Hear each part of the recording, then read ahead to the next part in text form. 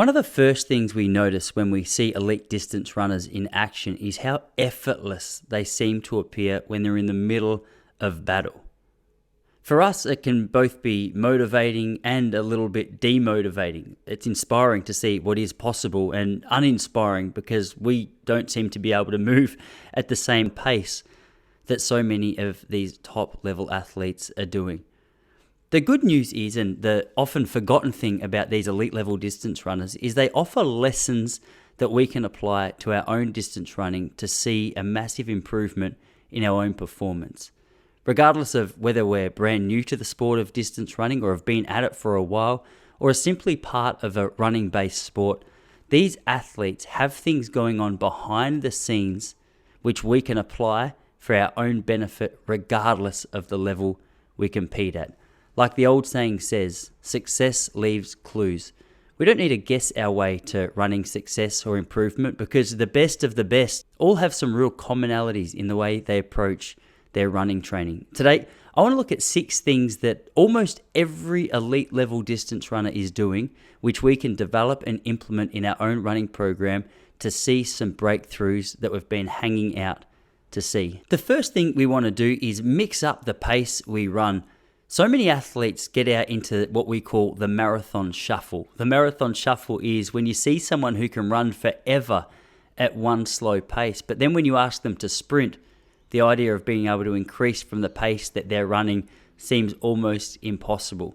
Throughout the course of any week, regardless of whether you're an 800 meter runner or a marathon runner, you want to be able to mix up some of the runs to make sure that the easy runs are slow and the harder runs are fast. The idea behind the faster runs is that we operate at a pace which is at least as fast as our goal race pace, if not faster.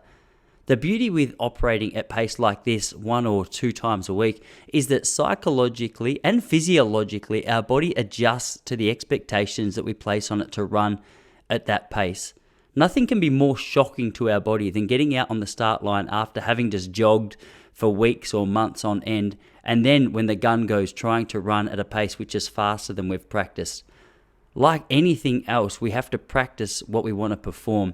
And one of the quickest ways that we can do that is through implementing the faster based work into our training programs.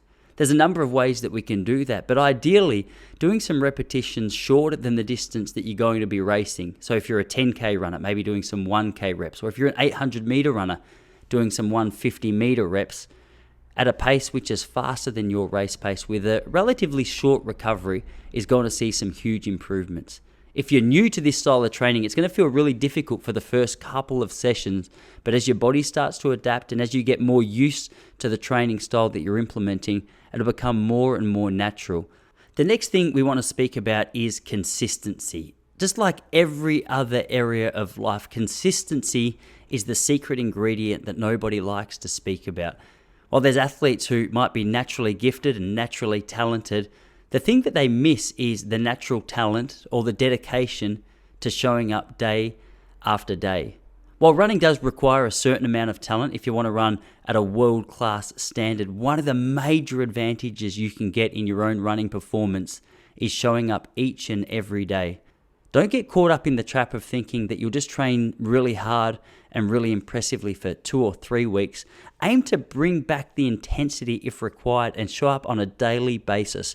The athlete who can show up consistently for a period of 1 to 2 years is going to see so much more improvement than the athlete who's sporadic with their training and casually rocks up to their training session 1 or 2 times a week to do a really impressive session and then takes 3 or 4 weeks off.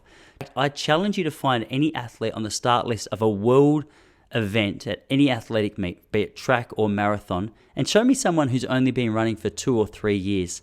I reckon it's going to be almost impossible to find an athlete, and that is because, like anything else, the sport of distance running tends to reward those who are most consistent. The third thing we want to focus on is recovery. The world of distance runners are obsessed with the idea of how fast we run and how many times a week we run and how far we run in that week. But one thing which our OCD minds often forget is how important the idea of recovery is. In fact, changing your approach to what recovery means might be the beneficial factor that can change the way you feel when you get out for your next run. If you can start to see recovery as an essential part of your training, start to see it as a long run equivalent in your week, this is going to allow your body to make the recovery and adjustments that it needs to get you back out on the track feeling strong and fit so that you can hit these hard sessions with the intensity that's required.